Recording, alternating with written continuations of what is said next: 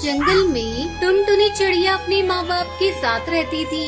उसका पिता गन्ने उगाया करता था। अपने पति के साथ साथ टुनटुनी की माँ भी गन्ने की फसल की देखभाल करती थी। एक दिन दोनों पति पत्नी घर लौट रहे थे। जी थोड़ा रुको, मैं थक गई हूँ। अब मुझसे और उड़ा नहीं जा रहा है। थोड़ा आराम करके घर चलूंगी।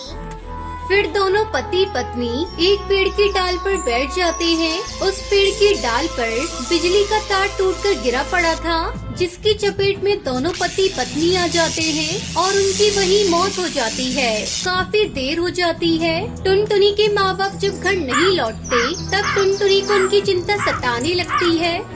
तब तक आप लोग कमेंट में बताएं 24 - 9 कितने होते हैं।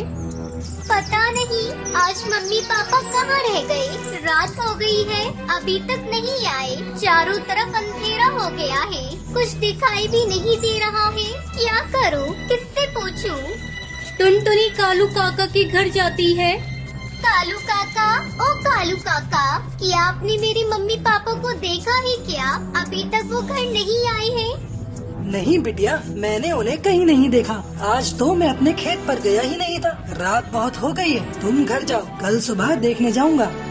अगले दिन टुनटुनी कालू कौवे के साथ अपने माँ बाप को ढूंढने जाती है। कालू कौवा टुनटुनी के साथ मिलकर उसके माता पिता को ढूंढने लगता है। अचानक वो जोर से चिल्लाता है, जल्दी इधर आओ, ये देख, तेरे मम्मी पापा तो मर चुके हैं, इन्हें करंट लगा है।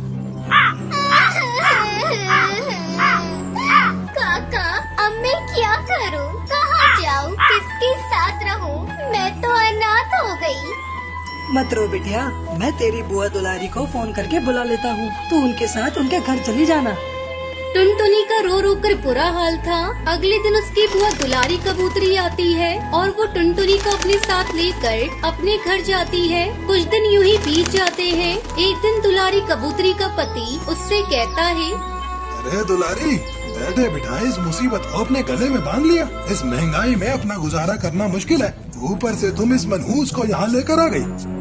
हाँ जी, आप ठीक कह रहे हैं। पक्षियों की जिद करने की वजह से मैं इसे उठा लाई, लेकिन अब मुझे समझ में आ रहा है मैंने बहुत बड़ी गलती कर दी। और तो और कुछ ही दिनों में बड़ी हो जाएगी, तो इसके बिया का खर्चा होगा 100 अलग। ऐसा करती हूँ, इसे जहर देकर मार डालती हूँ, किसी को कुछ पता भी नहीं चलेगा और मुसीबत भी टल जाएगी।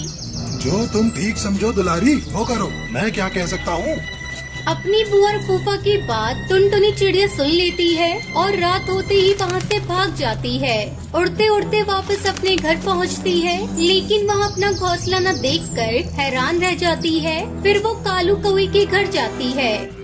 कालू काका, ओ कालू काका, मेरा यहाँ घोंसला था ना, वो कहाँ गया?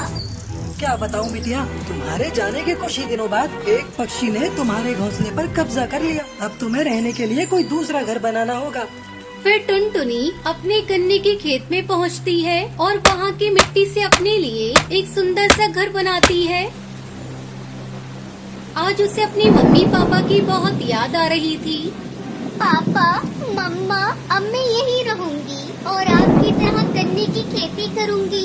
आप दोनों जहाँ कहीं भी होंगे, अपनी बेटी को आशीर्वाद देना। तभी वहाँ कालू कौवा आ जाता है।